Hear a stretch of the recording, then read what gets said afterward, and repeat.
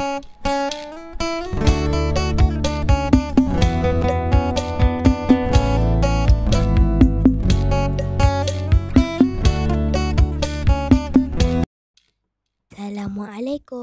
kawan-kawan. Adakah kawan-kawan tahu adab-adab ketika menziarahi jiran tetangga? Pertama, kita perlu memberi salam. Assalamualaikum.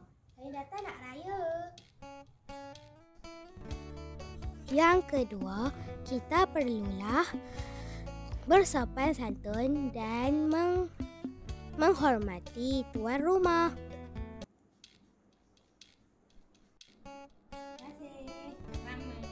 Sekali kita membuka sapa dia raya di depan orang yang memberinya kerana takut mengecekkan hati tuan rumah tersebut.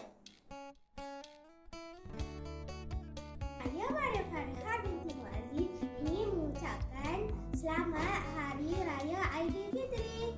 Kosong-kosong ya.